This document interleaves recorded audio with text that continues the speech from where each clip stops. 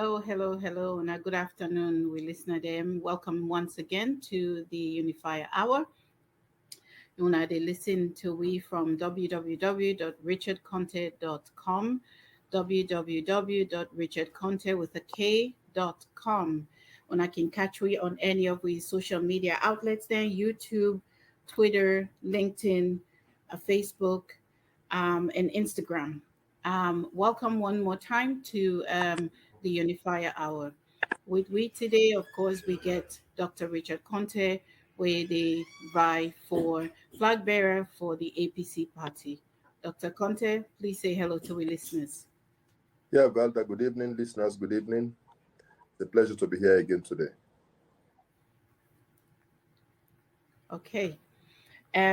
So as usual, we to get straight to it. I get a number of questions then we don't line up for ask you. And Dr. Conte, I want to start with the situation of the country.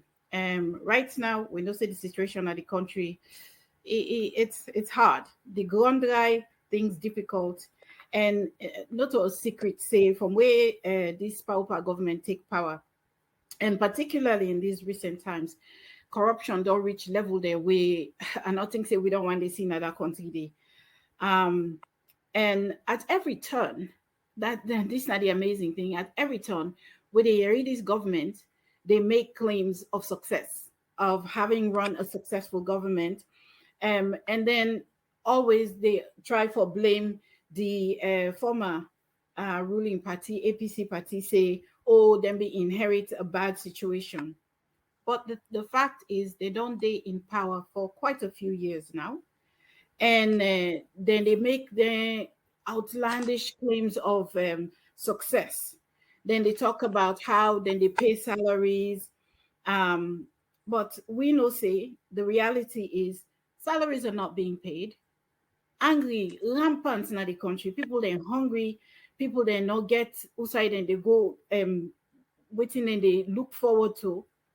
And just want to give you an opportunity for giving, uh, giving your own lens on this particular claim, the way we hear from this government. Yeah, thank you very much, Valda. I think the claims that they make are very frivolous claims. In the first place, I want to state for the records that the then governor of the central bank, when Dr. Patrick Konteh, they tell the whole country, say at the time where APC been the left power, we've been left in excess of $500 million at the kitty. That definitely cannot be a country way bankrupt. I want to also make we people there understand, for say at the time where APC been the left government, the debt sustainability analysis where they been do, being rate with country for they at moderate risk. But now, under this government, the debt sustainability ratio, where they don't do the assessment, they don't rate we at high risk. We get a lot of dire consequences and they try to suggest a lot of things. Then also the state say they're the better managers of the economy. Make I just put a few facts straight for make with people there understand. This government right now, they talk say we then can power, they not the trust for pay salaries. The debt situation where we get at the moment na Sierra Leone, now such that as of 2020, this country in debt na 30.71 trillion. And waiting that they mean, therefore, is that the debt where this country gets right now is more than the entire budget for 2019, 2020, and 2021 put together. is very, very serious. Now make the rate we are being in a very critical stage in terms of with debt sustainability analysis. And under normal circumstances, a country in debt enough for exceed 65% of GDP. And what's serious all of that now the fact say this government they spend at the moment 43% of all the revenue whether they generate locally on just debt servicing. 43%. Salaries and wages, they take 30%, leaving government with only 27% of domestic revenue for pay for all other services. What this means, therefore, is that this government simply not there in a position for sustainably manage the economy. And what they lead to that? Now, a number of factors. And one of the key factors that would lead to that the fact say the wage bill is bloated. As at the time when we the hand over, the monthly wage bill be only be about 165 billion. Monthly wage bill, 165 billion per month. Now,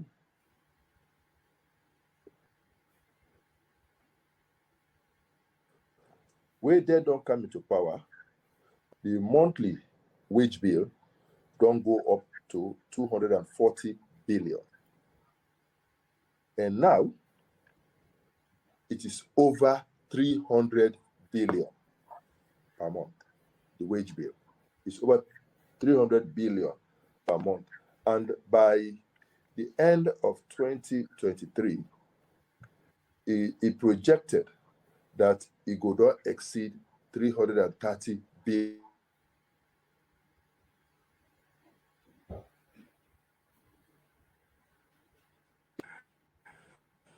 being they spend on wages per month.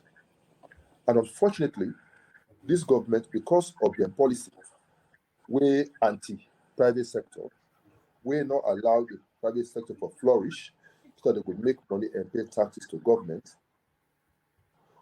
We're not able to attract more investors into the country because of the draconian policies and because of the attitude and car with believing that every company that exists in an APC company, therefore they forget rid of them. And because the private sector no get confidence in the types of contracts that they enter into, and therefore they're not ready to take risks with this government, then the revenue where APC will they generate from the private sector, they help for cushion the budget for the APC. Capital, the finance, the budget, and the deficit just the increase. And that is very, very serious. In fact, there be the talk say then not the trust for pay salaries. It will interest you for no say, then they trust heavy one for pay salaries, and that is very, very serious.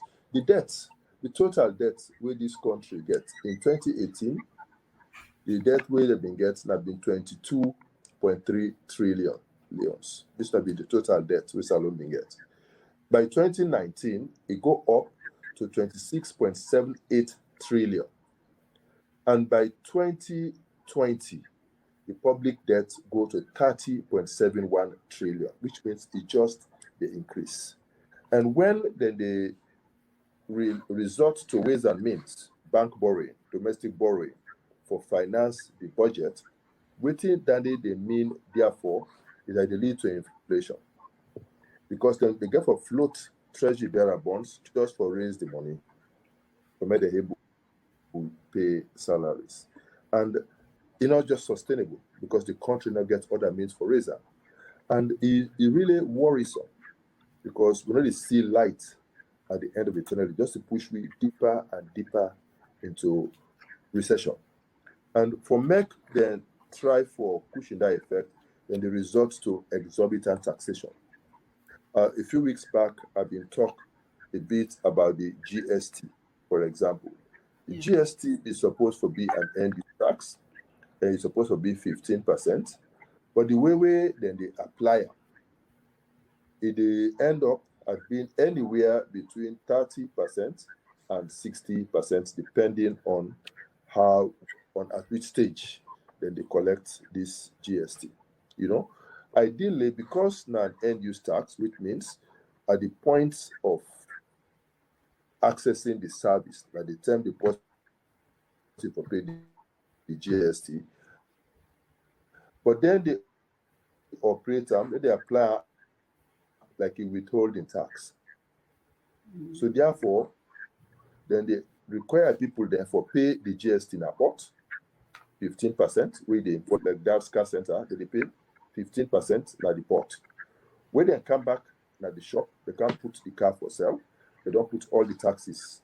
Then they don't mark up their profit. Then they require them back for charge the person they can't buy the car from that car center another 15%. Which means, really, you they can't buy the car now from that car center, you have actually paid 30% GST for that car, which is wrong. It even worse for the wholesaler. The wholesaler, they pay 15% at the port. He come at the shop, where he sell the commodity, he add the 15% again, GST, after he don't do all the markup. Then after that, when this person can buy from her, for go sell again in the shop as a retailer, then go ask again instead for charge GST, which makes it 45%. What this means, therefore, is that they increase, because they naturally just transfer the burden to the consumer. And so now make it see say the cost of commodities just to increase by the day. And we're not able to sustain that. And the salaries they remain the same, we're not able to meet those costs, In 2018, the time where they came into power, for example, a bag of rice was about 200,000. The minimum wage was 600,000, which means with your minimum wage, you can buy 3 bags of rice. Now, the minimum wage remains the same at 600,000.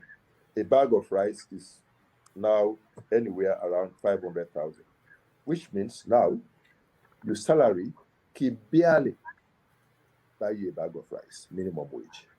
This is just not sustainable. And we are talking here about the majority of Sierra Leoneans having their salary around that figure. When you translate that into what this means for the life of the ordinary citizen, is very, very worrisome.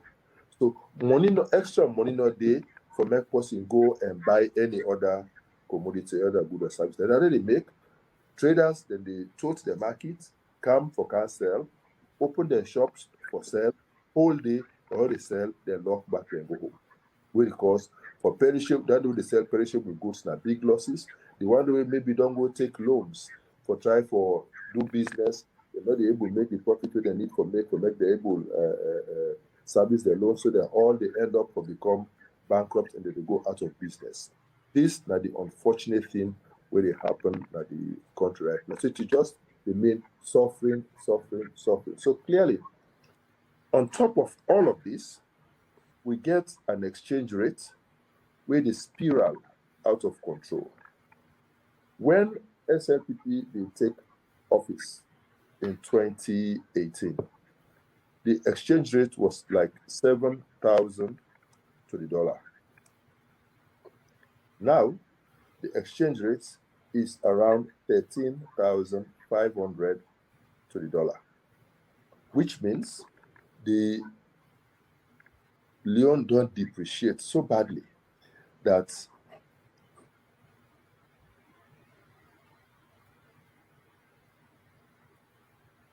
people there where they do business, that they really suffer.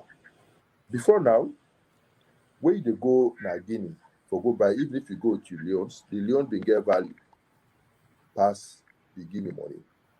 Now the Guinea money don't get value past the Leon. So which means you know they make profits if you go to Guinea for go buy for cancel. And from Guinea, plenty people they go buy their commodities for cancel na salon.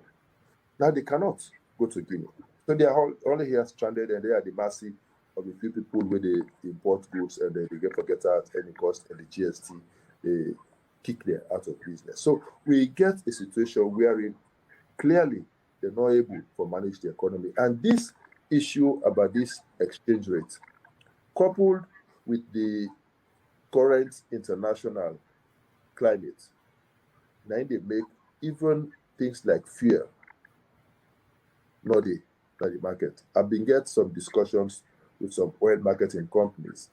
They tell me, say, Richard, we cannot import fuel because we not get foreign exchange for import the fuel. You know, regrettably, the Minister of Information and Communication, in one radio discussion or TV discussion will be there on AYV, he say this country gets 6 months of reserve for fuel. But there, I tell I said, my friend, that cannot be true.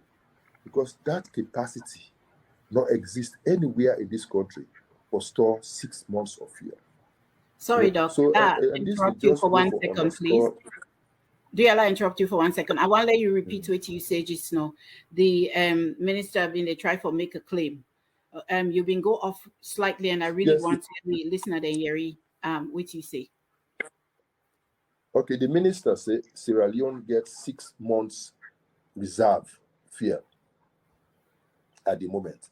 Let me tell her, say it cannot be true, because that capacity does not exist anywhere in this country for get 6 months of reserves. You know, and this just to go and for further underscore this whole idea about propaganda.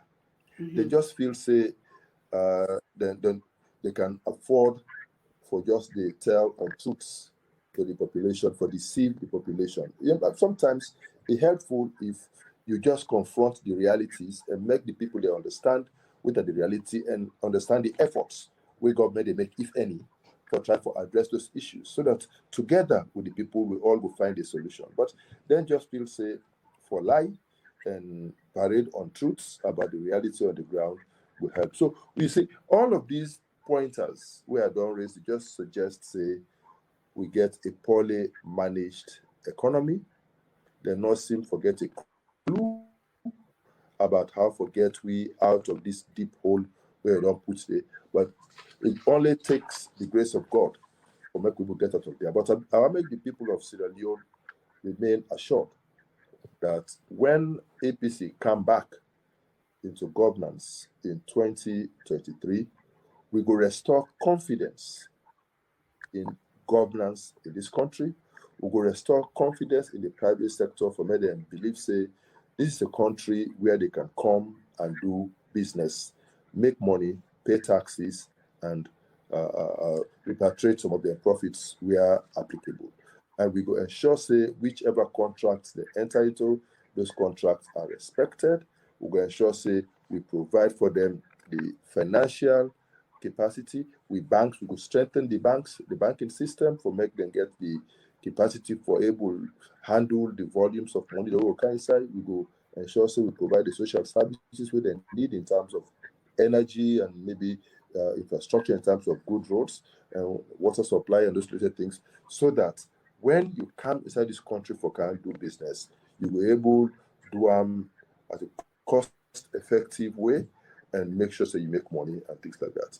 We go revisit the whole taxing structure for ensure that it's not prohibitive. We get a situation wherein, look, we don't get companies like cold storage, don't they, in this country all these years. Now they don't close, then they Guinea.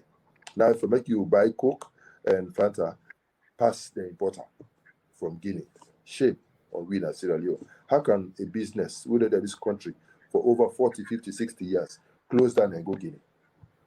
We get several Lebanese who don't move their offices to Liberia.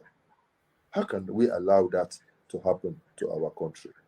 They should be moving from those countries to Sierra Leone. You know, why the cost of fuel all of a sudden will be always cheaper in Sierra Leone compared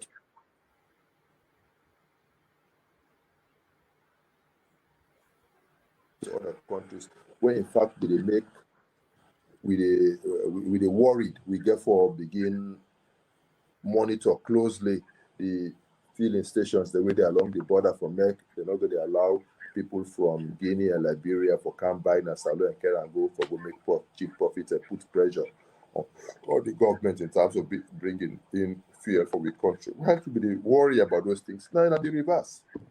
Now, the guys now they take the big risk for go buy fuel that Liberia for can sell Nasalo, for go buy fuel like Guinea for can sell Sierra Leone. That is unacceptable. You know? Yes, So, Dr. Konteh, thank you so much. You don't raise a number of very important issues. Something else, something they were I want to really hit on, and that's now because we people them, we now a culture waiting we lack now oral tradition. We prefer for listen to people then they talk than for go read, and we see say this pauper government then brand now for deceive the people then constantly. And another area where I've been just wanting to shed some light on. Now then they make claims say, oh, then they'll improve in terms of the energy sector, the light business. Yet still, we people then they complain. See for charge light set. In fact, just the other day, I see somebody make a comedy video where he put on social media where he old langa extension cord. He's saying they go find light for charging phone because this blackout business don't wanna. Yet what will they from the ruling government now that they don't improve? So I be want for let you throw some light on some of them here where then they go around, they make them claim they are. For the one that way, not always gets access to information. Let me get some clear information around this area of energy and with the area also then they claim say out and don't build roads and don't improve infrastructure and I then kind lie there, yeah, they make people that they continue for believe them and battle them and support them. Yet the reality now we need for let people then see so that then go make up their mind then properly when it comes to voting. Because outside 2 days for talk 2023, it go make or break Salone. We don't say, as you don't even point out, just now I ask you the first question. Situation just they go from bad to worse. Salone not ever day in this situation where inside a few years we move we country in debt so badly that the government only gets 27% of the income for able for provide goods and services. How then they able for make them claim they are say they don't improve energy. We're waiting the people then they see now the opposite. Then they claim say they don't improve infrastructure where we know they see no infrastructure in the country. Dear Dr. Konteh, you can throw some light on this for me.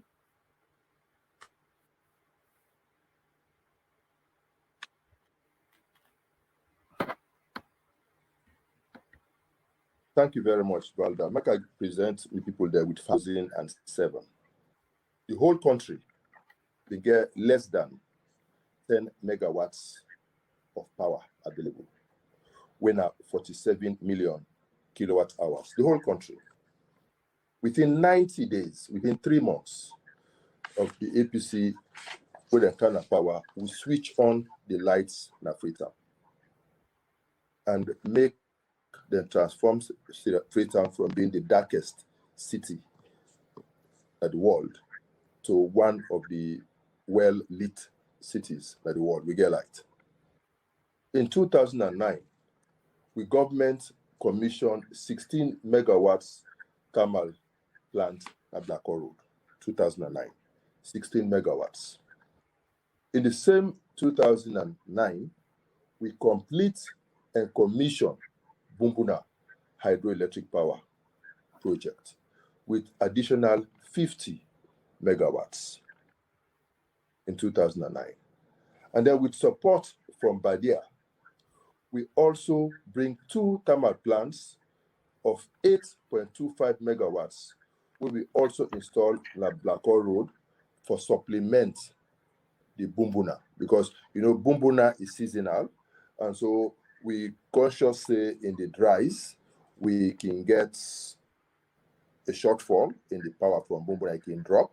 So therefore we will need for bringing thermal plants for complement, so that when bumbuna the output drop, then we will pump in the thermal plants for supplemental. So with support from Badia, we will get for bring additional 8.25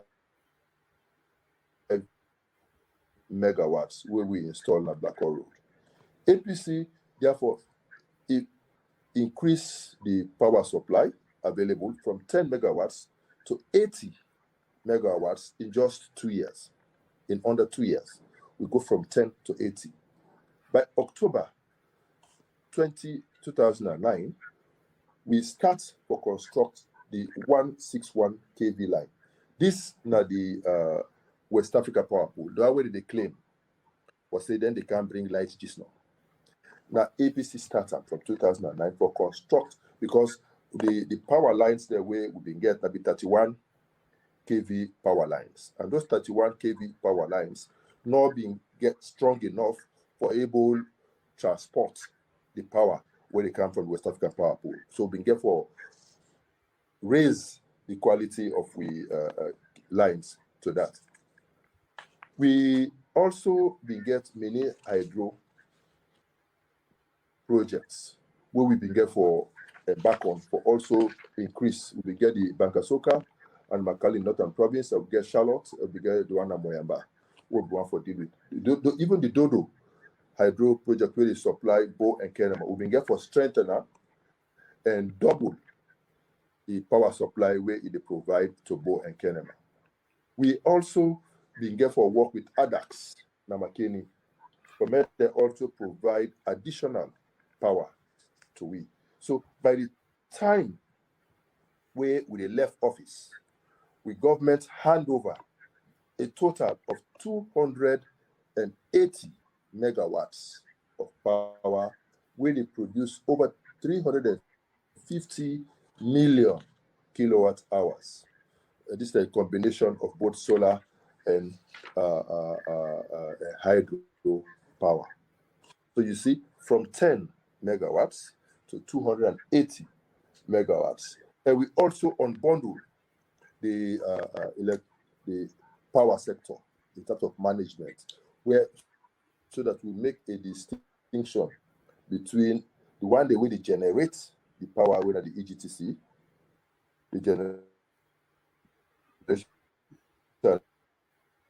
transmission company, and the one the way they sell the power with EDSA, distribution and supply. So that for the time where we could decide for use independent power supply, like what we do with Agreco. So that if you get a system, so Agreco, they will get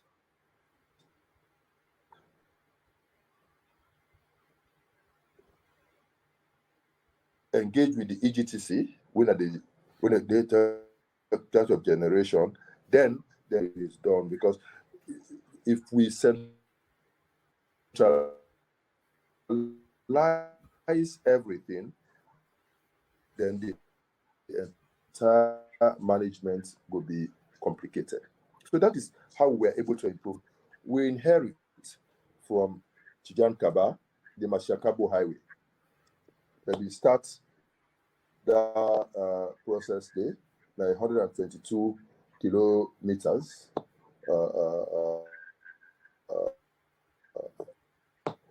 Where they be able to do. When we complete the kilometers. So we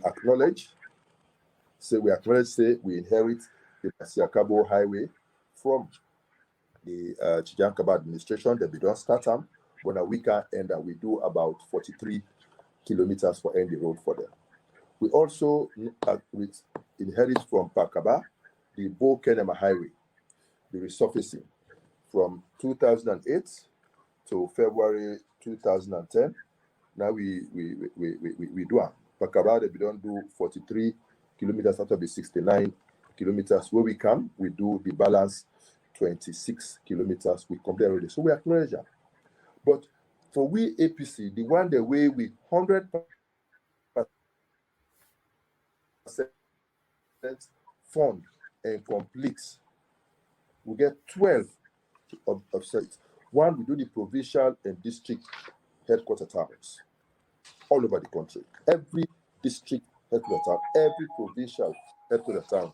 We do between 10 and 20 kilometers for provincial towns, Bo, Kenema, Makeni, and we do and Freetown, and we do between 5 and 8 kilometers for district headquarter towns, depending on the size of the district. Now that make, if you go now to Pujahun, inside Pujahun town, you see tar, you go na Kailahun, you see tar, you go na Kabala, you see tar, and inside you go, you see tar. We do 40 streets inside Freetown. 40 streets inside Freetown. We widen the Wilkinson Road to 4 lanes, unprecedented. We widen the Spur Road to 4 lanes. We do the Lumley Beach Road. We do the Mange to Mambolo Road. We do the Rokupu Spur. We do the Tagrin to Lunge Airport Road. We do the Lumley Beach to Juba Bypass Road. We reach every town like this country. We do the Trans-West African Highway, where they connect Conakry to Freetown through Robere and Pamla. Where they make it now possible for make with business people that they left Freetown and morning, then go to Conakry, then go do their business, they come back. We resurface the Makeni to Matotoka Highway when at 40 kilometers, and then we construct the Matotoka to Kwedu Highway. And the one the way beyond the travel, they know how difficult those roads were. I remember the time where I lost my mama. When the time my mama seriously sick, I left Kwedu for rush, come back to Makeni for can see my mama. It took me over 8 hours for left Kwedu for reach Makeni. Regrettably, by the time I reached Makeni, my mother was no more. I don't talk to her again. You know, you don't become unconscious. That is the negative effect of bad roads. Yes, Dr. Konteh, thank you so much. You don't highlight a number of if not being how the road is so now, 1.5 hours from Kwedu to Makeni. But yes. before you come in, I want to make a state now, the one the way SLPP they claim for saying that they do. I want to make them know say SLPP they for continue with just like how we said we get 2 roads where we continue from there. And these ones now the EU funded by the Juma Mano River Bridge Highway with 3 expansive bridges at very advanced stage. We redesigned the construction of the Wellington Masiaka Highway. I'm sure so you know about the famous toll road where to Moyamba Highway Road. Now we spend the money and do the Pendembu to Kailahun Highway. In fact, from Kenema to Pendembu, we finish them and then we spend the money from Pendembu to Kailahun, where they complete now. All of these roads, the Kihama Road Bridgeway, on the Robere River Bridge, the Mabam Bridge, all of those bridges were funded by the European Union, and we do all of those things. The Melatiwa Junction Road, we do all the technical studies. So you see, all of these roads we they claim now. Now roads the way we be done, raise the money for, and we don't do all the technical specifications, not just the construction now, the Campo County. So it is not true. Now make in the last interview where I've been get with the information minister, I challenge him for make them show we just one project. When they initiate, they design, they fundraise for them, then they award a contract and they implement it in 4 years. They not get one. The people there on other area. This government where they in power right now, then they go around and they make a lot of false claims. So if fine, let we the true, let we they know how we they make up with mind, where we they look we country in better one. These 2023 elections we get for camp. Now, very, very serious elections. If we not tie we oja and make the correct decision, waiting with the season as alone, we go think say it be better. So do you have me people then? As we they talk then, as we they get in kind of conversation there, I want to make una self the open in our yes. As una they open in our yes, make una they think back. Waiting una want for una future. Now this we beautiful country. Salon not supposed to be poor country. But if we get them kind governments they are continue inside power, we don't wear them. Una they listen to www.richardkonteh.com. Una they listen to the Unifier Hour on www.richardkonteh.com. Richard Konteh, Konteh with a K, www.richardkonteh.com. Thank you for tuning in. Una they listen to the Unifier Hour with Dr. Richard Konteh. Dr. Konteh, I still want for stay on this issue a little bit more because with this government, they claim say how they don't build hospital them, how they don't improve we country because we country not being get hospital then they don't can put hospital for we. Then on top that, then they make claims say how then get good governance because when it comes to the way then they run the country, the governance of the country, then they claim say two of the things they or at least a couple of things they wait and they try for take ownership for now that then don't repeal the death penalty, they don't pull the death penalty, and they don't pull the seditious libel law. I want to make you give a listener them a true picture of the actual situation around them two things there. So the claim where this government they make say na them work make the death penalty and the seditious libel law don't be repealed, don't be removed, they're not there again, and how then they go and claim say they don't improve the health sector because they don't add hospital them and therefore health don't improve in the country. We really see the exact opposite.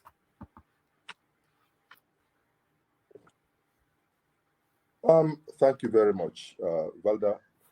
I want to start with the false with the, about this whole issue about the death penalty, where they don't repeal. Excellent. I want to commend this government for where they repeal the death penalty. Waiting, however, appalling that the fact say by repealing the death penalty, they are literally saying no more will a judge sentence anybody to death and then kill her.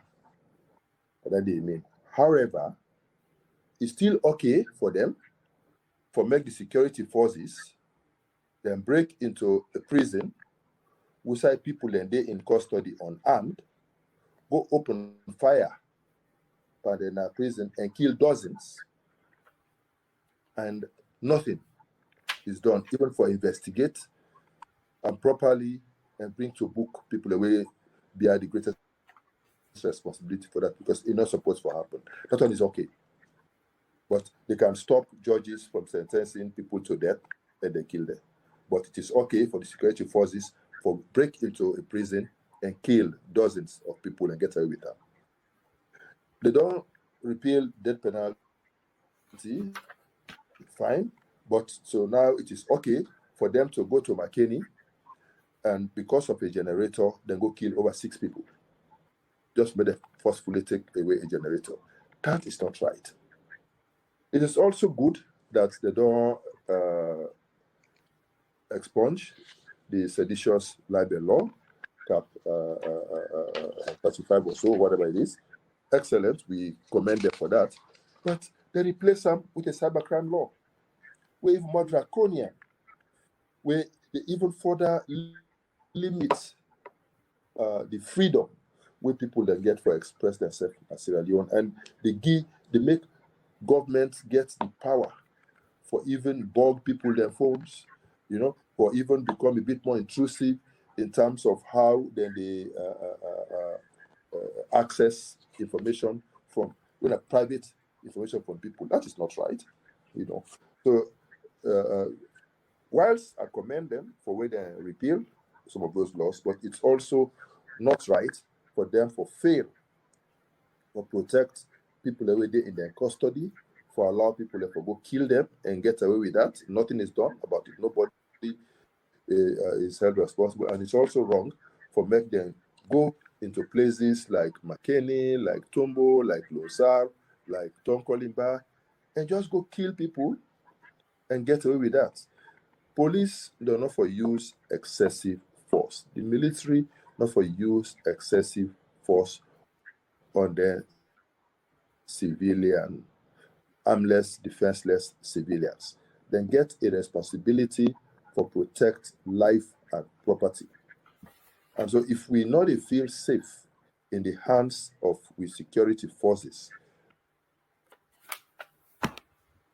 then that in itself is worrisome.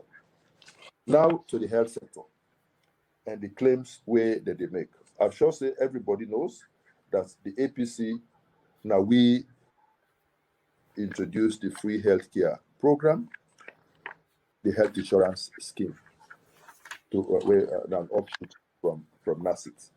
We also bring about the national ambulance service. The ambulance here we did try for take pride in. Now we introduce the national ambulance service, and now we bring the ambulance there, this country. We also we build the Chinese government hospital, and then within just 1 year of its implementation, the free healthcare initiative where we do result in nearly 2 million more under 5 outpatient consultations, because now it become a lot easier to make people there access those services. The 100-bed hospitals where they na Lumley, where they na Kiama Road, where they na Mountain Court, that junction there, where they na Eastern, all of those things now APC, now we raise the money, now just the implementation. We even award the contracts, now just the physical construction, now will not be able to complete whilst we be there in power. We then just take up for can continue, which is fine. Government is continuous. But just like we me acknowledge the projects the way we inherit from Bakaba, where we continue with, I think say it could be helpful for make themselves acknowledge for saying them protection will they implement so now APC now raise the money. Their hospital they build so now APC governor they raise the money, but since government is continuous, we they can implement her. Then road they do so now APC raise the money, but since government is continuous, we can't implement her. And if I go ahead for tell you the number of projects where government be don't line up, APC be don't line up for do, where then wire just can't abandon. We before bring a lot of benefits to this country, one of which that the Mama Airport project. We all acknowledge the constraints where people in the face when they travel into this country and travel out of this country because when they get for go over this estuary or get to the airport or come from the airport or get to their homes. It gets a lot of limitations,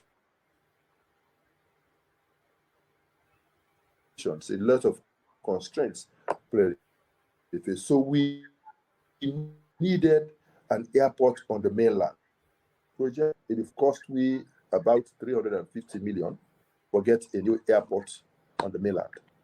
Guess what? They are now spending 279 million for just build one terminal.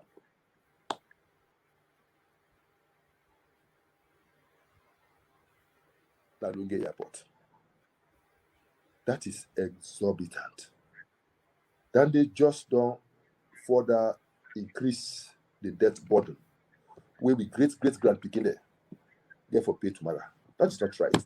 No wonder we then force some well-meaning civil society groups,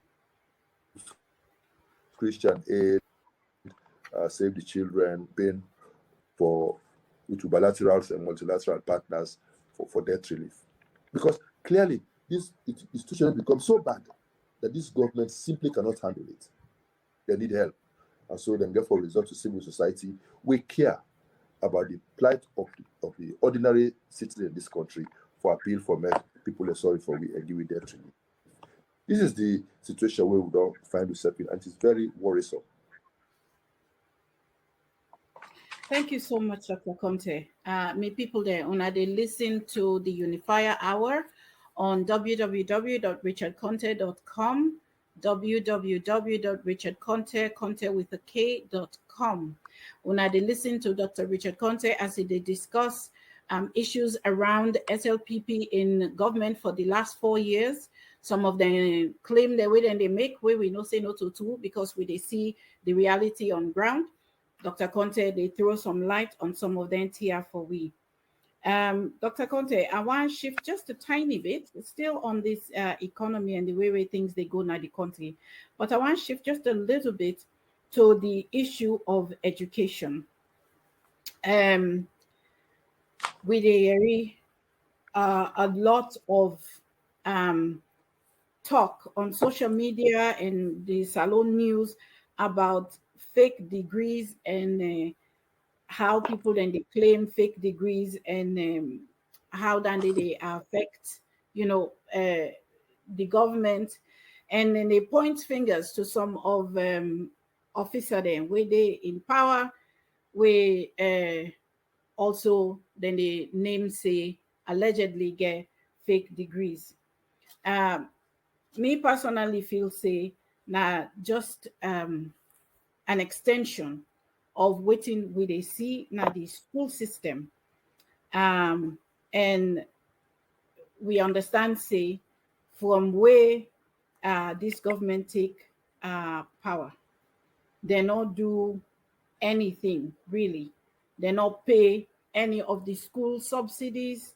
The school then stranded. They not get money for run, and it obviously they affect the economy, and we know they pay attention and invest in we future human resources, like how we for invest, and then kind lack of foresight when it can to investing in the people of the country.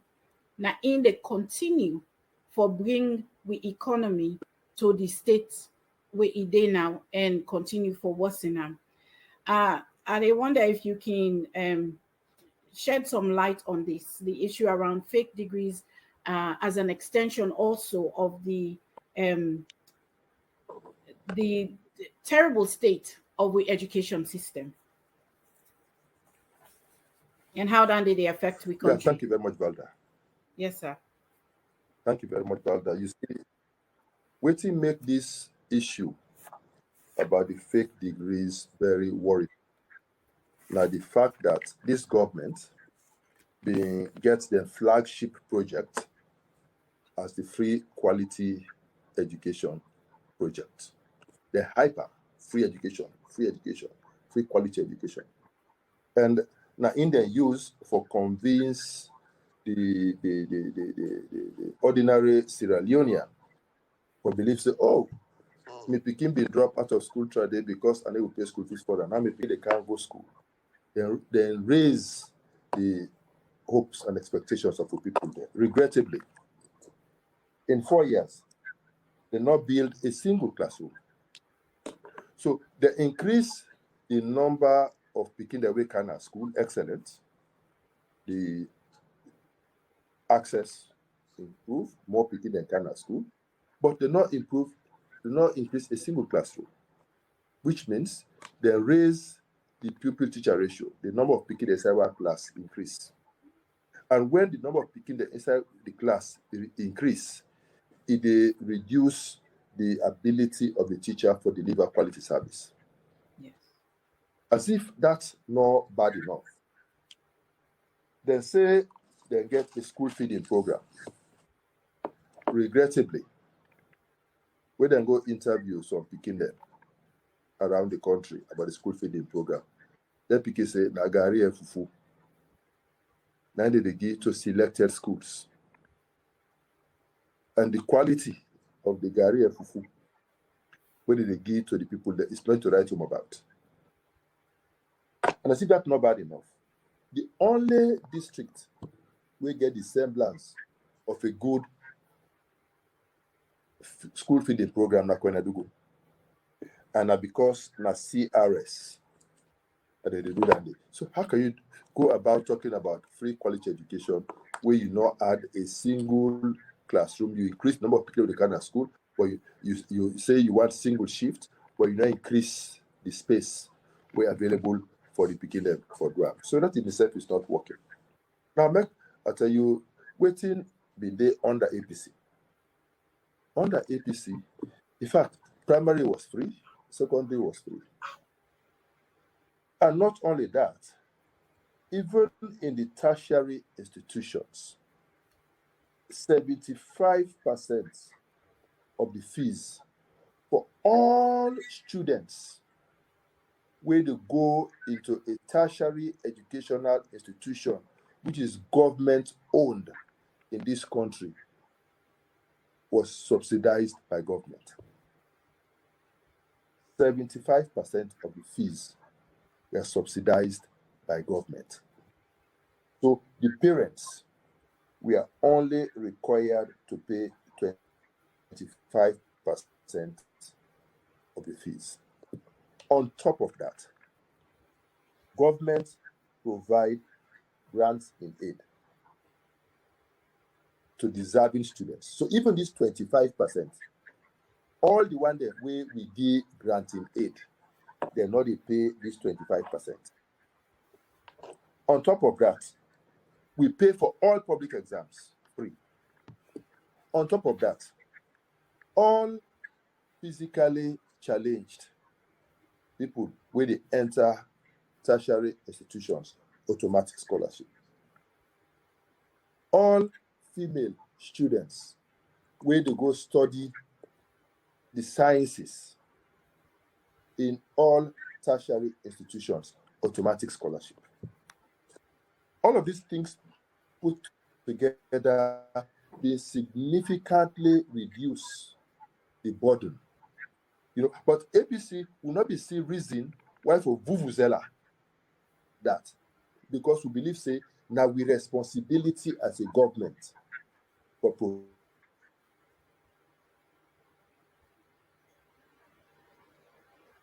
as a government, when we as a government therefore do waiting now we responsibility for do, need not for make somebody can pat you at the back for that, because it's our responsibility.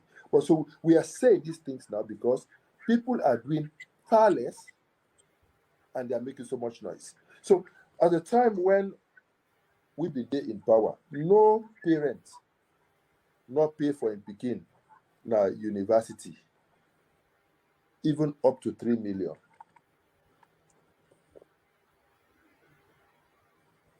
In a public tertiary institution, because government subsidize all the fees by over 75%.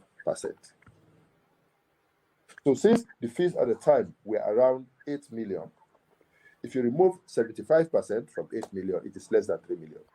This will be the most expensive when Furabe.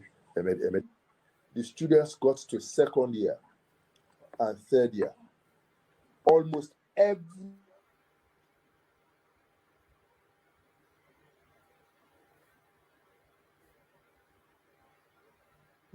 student automatically they get granted aid. So nobody will not get granted aid, will not benefit from. So this now be the type of educational system. And then we build several schools, infrastructure all over the country, several hundreds, thousands all over the country. We increase the salaries of teachers. by several 100%. Several, multiple times. We've been doing one mass increase of over 100% salary increase, and then subsequently we do 15, 20, 25% salary increases for teachers. We raise the teachers' salary significantly during the time. We make, and we not only raise them, every teacher where we approve got paid. Now we get a situation wherein they don't give teachers them PIN code, they know they pay them. And we get teachers the way not get paid. During the time, the payment of subsidies will be one of the structural benchmarks under the extended credit facility.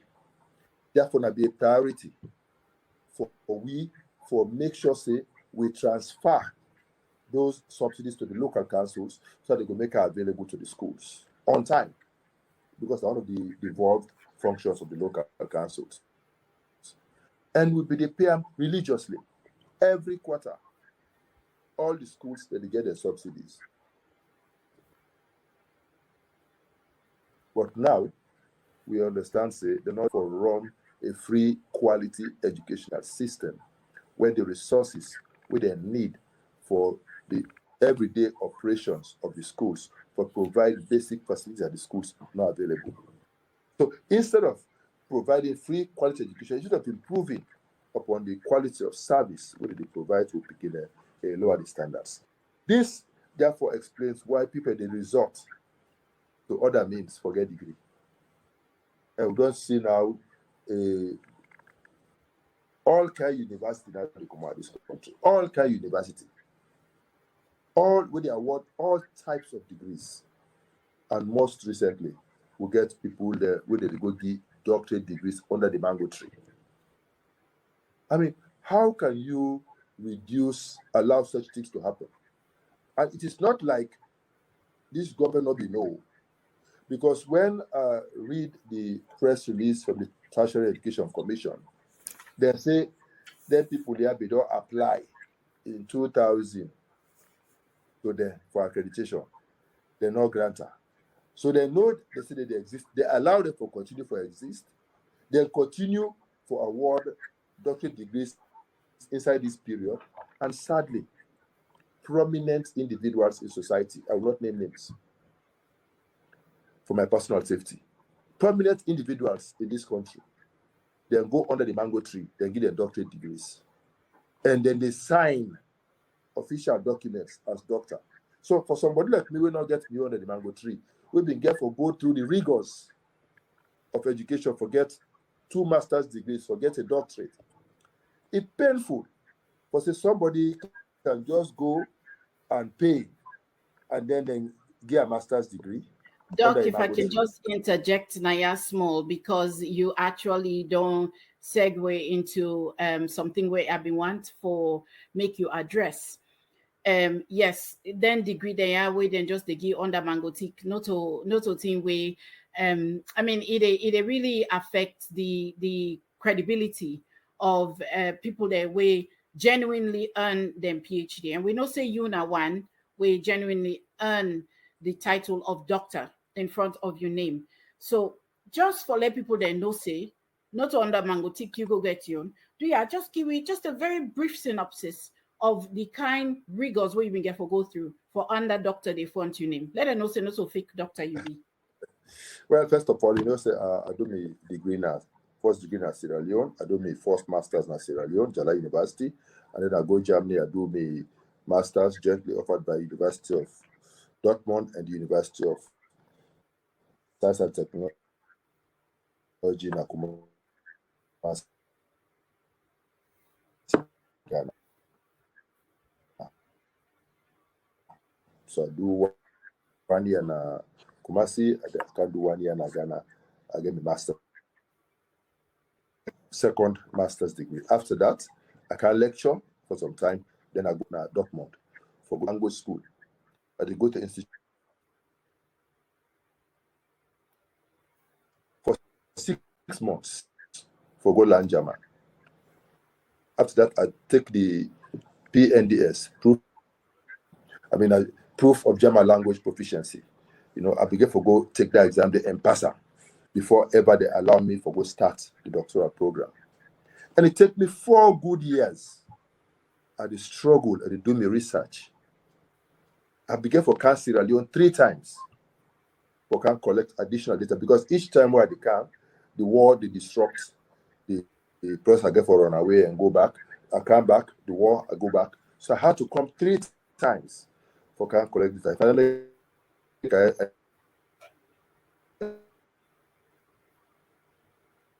end up for take that long.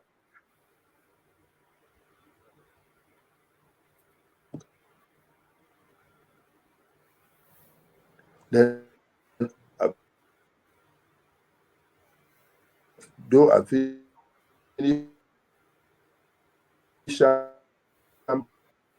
I write my dissertation, and in Germany, you get the need for coordination, and it's there. You go on you Google and you go see it, and therefore publish a number of articles. So I've got a whole range of papers where I publish in my name. If you Google Richard Konteh articles published by Richard Konteh, you will see them on social media. So you see, this now the rigors where I get for go through. But now you can just go and pay $5,000. You go Dubai or you go Benin, then you doctorate, or you go Dominion under the mango tree. Only God knows how much they pay there for make them give them doctorate degrees. It's very unfair, and and ideally, under normal circumstances, honorary doctorate when you get her, they work out her. They put her in front of your name. It's honorary. They begin call yourself doctor as a result of that, because Anna.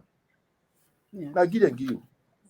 So they begin parade yourself as if you equal to somebody who go in a class. And we get a situation where when they find out now, they say people and where they even use those fake degrees and then get jobs using this in this system. I don't think it's very helpful. It open up the whole thing to scrutiny, and they introduce a lot of other issues where not very palatable.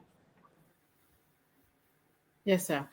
Thank you so much for the outline where you outlined some of the rigors where you've been able to go through for earn the doctor where they in front of your name. And with that one day, I just want for make you again just go into the education system a little bit more. I know say you're not past teacher, you mentioned say you lecture before you go do your PhD. You don't outline And some I left of back the, working a PhD for 3 years. okay. So you don't outline some of the difficulty there where we don't see. In fact, how this new idea of free and quality education actually do the exact opposite of what in the name say, because it don't increase the teacher-student ratio, it not increase the inequality of education, and the teacher they were supposed to teach, not they get paid. Therefore, the whole system just almost don't crash. Waiting exactly you go do for improve this system. We they get a question they almost on a weekly basis. Well, not almost on a weekly basis. We they get a question they multiple times, because people they understand say education. Now, one of the big ways they where we can invest in with human resources for let we continue for improve and also for the go be no more. When you talk about quality education, it gets a number of variables where you get to think about. One, you forget the infrastructure for make you provide a quality education. Then picking for able come into a well ventilated classroom, spacious classroom, outside then go able to sit down and then teach them. And the pupil teacher ratio not for be such that the teacher not going to pay sufficient attention to the individual needs of the picking there. So which means when we come, we will ensure say we improve upon the infrastructure, build more classrooms so that we go reduce the number of picking there we get for day inside one class. And this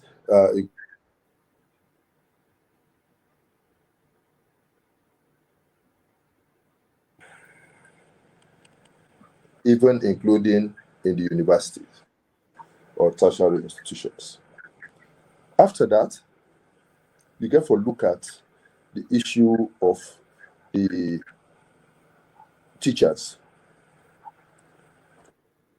Teachers, you get to look at the type of training with the teachers they don't get. So we get to ensure say we teacher training colleges are well equipped, well staffed, well funded for be able to produce the right type of teachers when they teach them in school. These teachers have to be well motivated. You have to pay them well, and you provide them with the services where they need, the facilities that where they need for make them enjoy what they do. After that, you get to look at the curriculum. When you talk about the curriculum, now whose kind of education you they make available to the beginner? How relevant is that education to the needs of the country? So we get to make sure say the type of education we will provide for the beginner, it will be relevant. It will be the type of education we go ensure say this beginner when he graduates, he able get access to a job. Not to format people don't go to university, he will get some kind of degree, we not able to earn him a job. So he get for end up for continuous independent. After we look at these things, you get for now look at issues of access. Waiting at the distance where the Pekin get for worker or go obtain a particular service. How do you therefore ensure that you locate your schools all especially in such a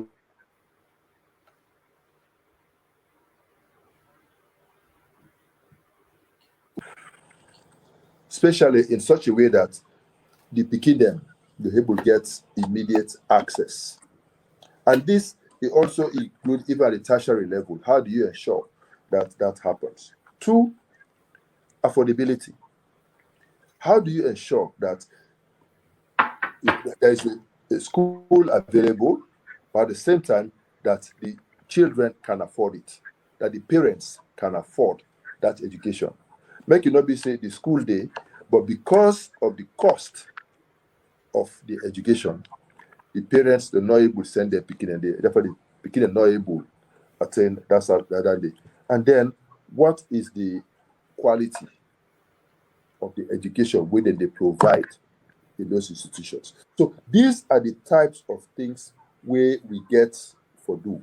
And since me self an educationist, I not only don't teach, but I get my first degree now in education, my first master's again Master of Arts in Education.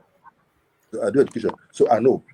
I study education and I teach at secondary school for 4 years and I lecture at university for 5 years.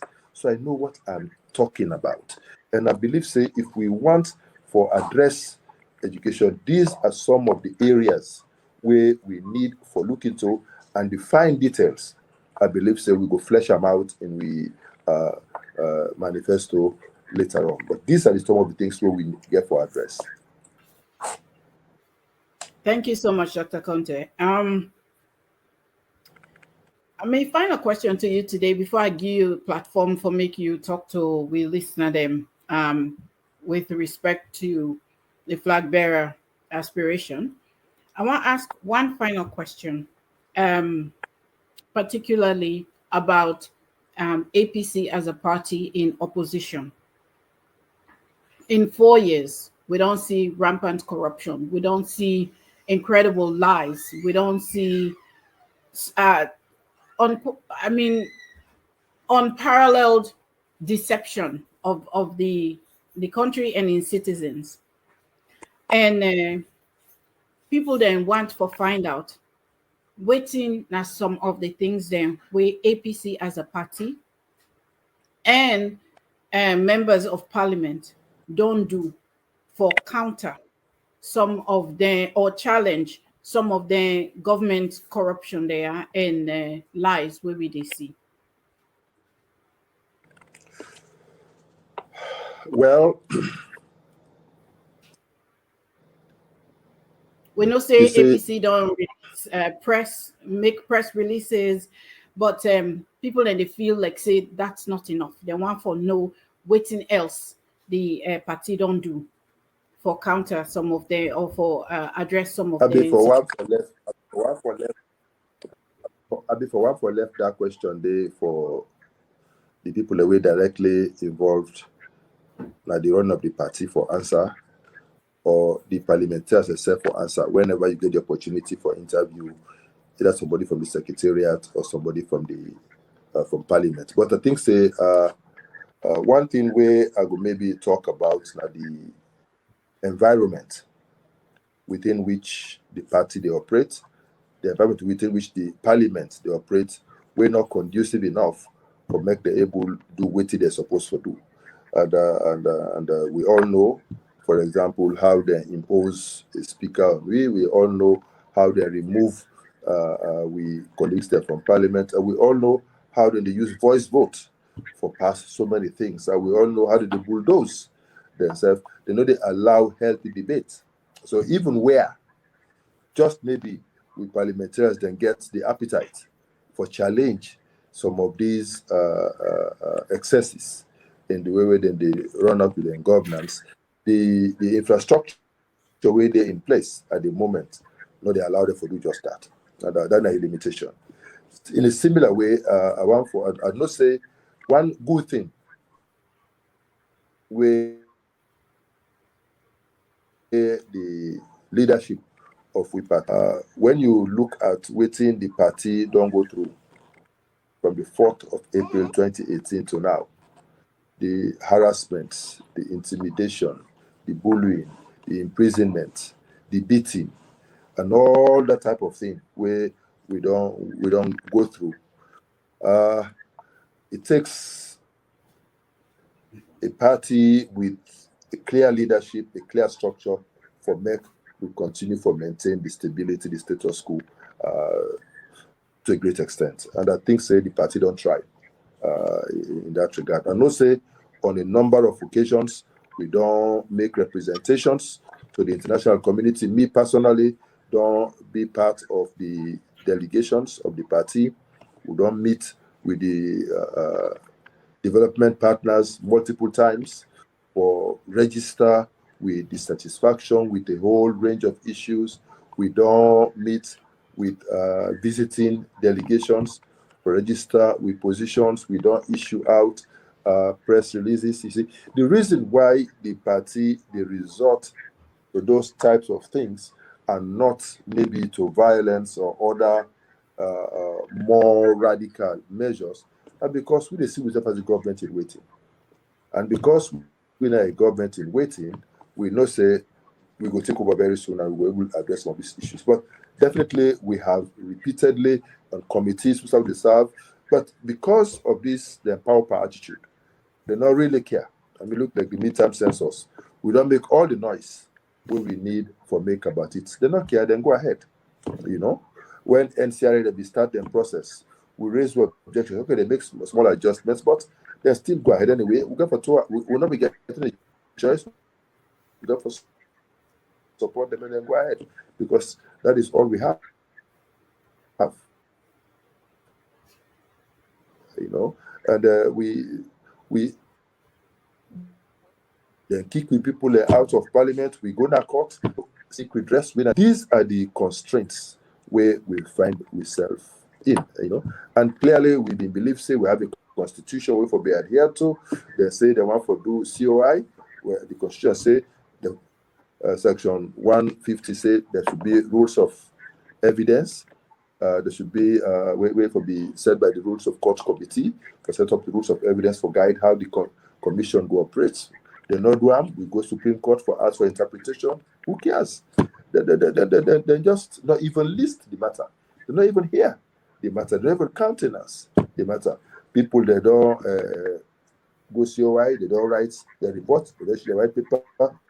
People they don't appeal for stay of execution. People they don't appeal the matters there. The matters are not, some are treated, some are not treated.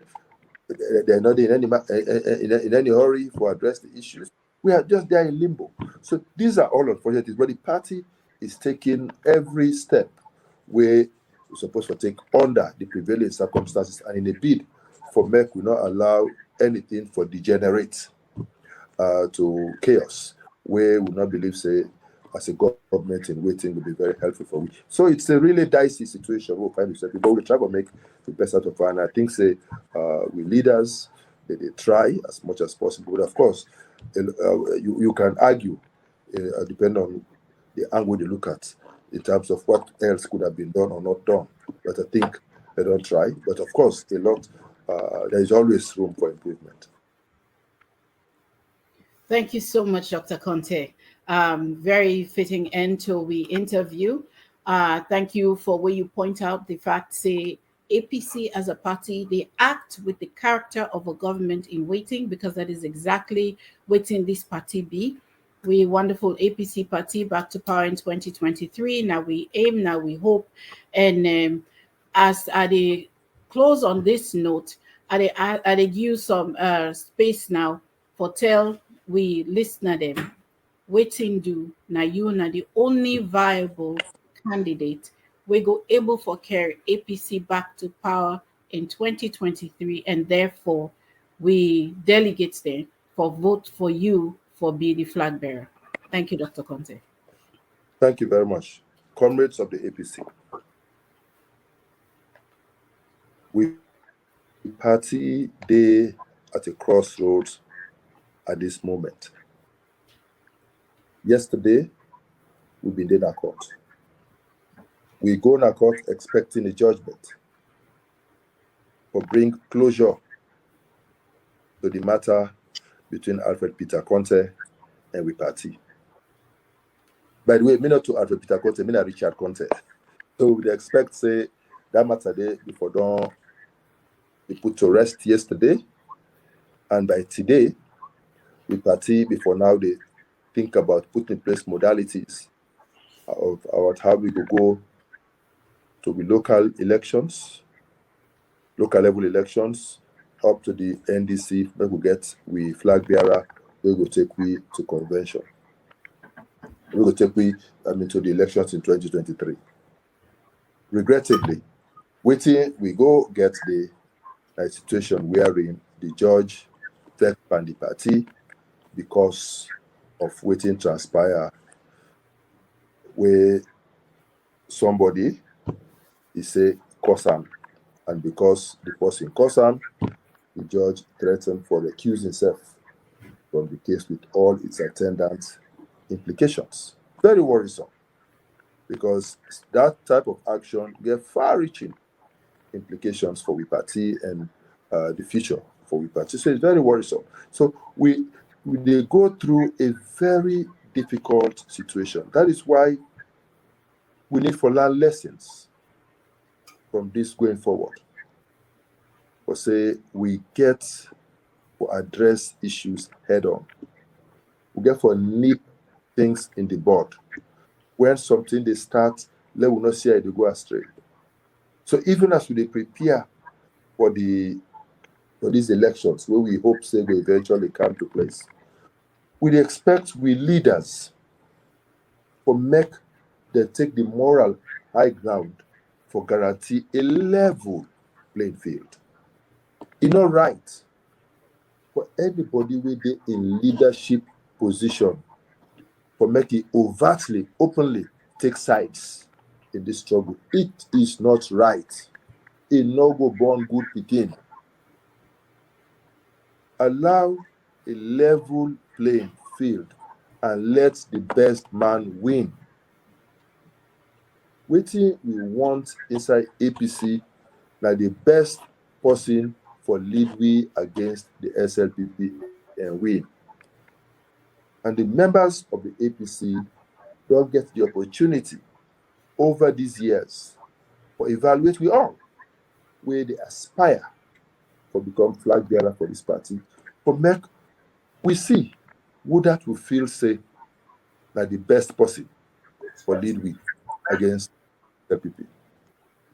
Me as Richard Konteh, I don't demonstrate over the years for say I love my party. The only party we me ever know where me a registered member of by the APC.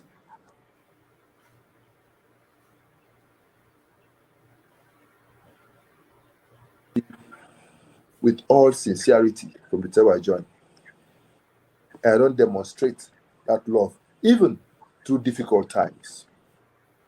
And at that, I think say we need a loyal, true APC person for lead we. The worst mistake what we go make now for mortgage we country to a stranger. For mortgage we country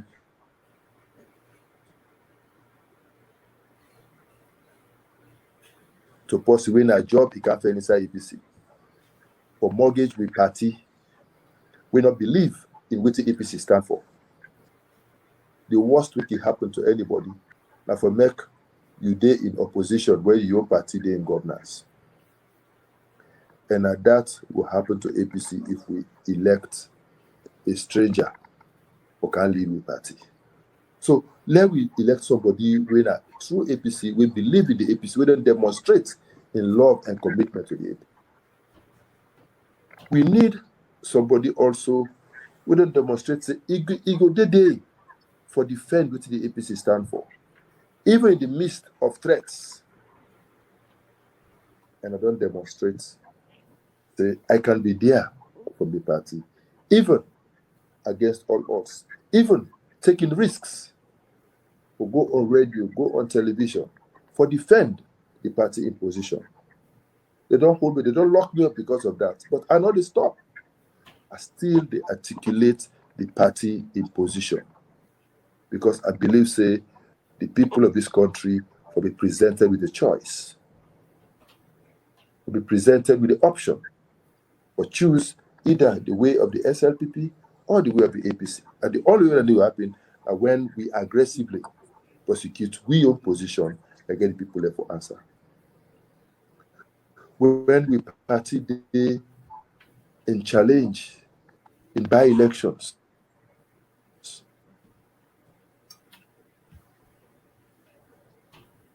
all over the country, I have been there for you at huge costs, enemy territory, or try for defend within the party stand for. And I believe, say, for 2023, we need somebody we're ready for lead we into those difficult areas and show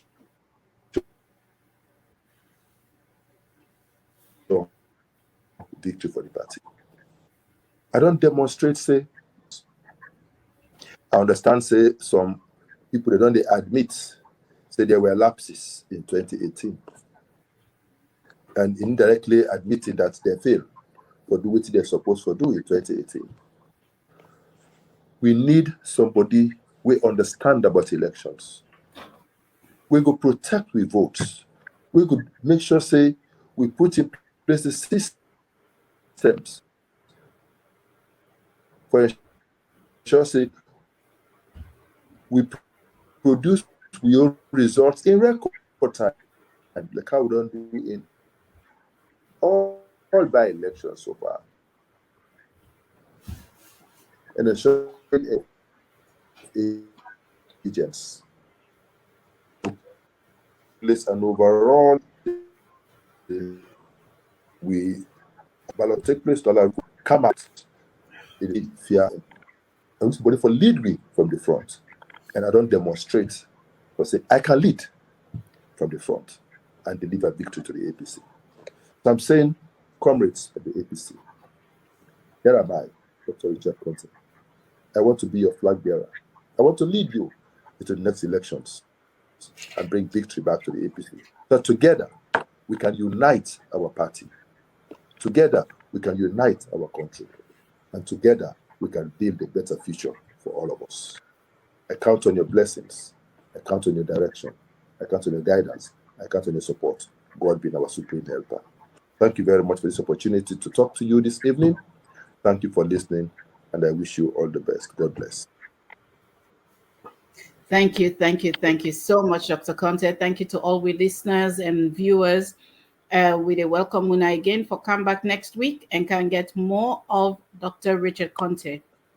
That's the end of our show for today, and Una enjoy the rest of Una weekend. Thank you.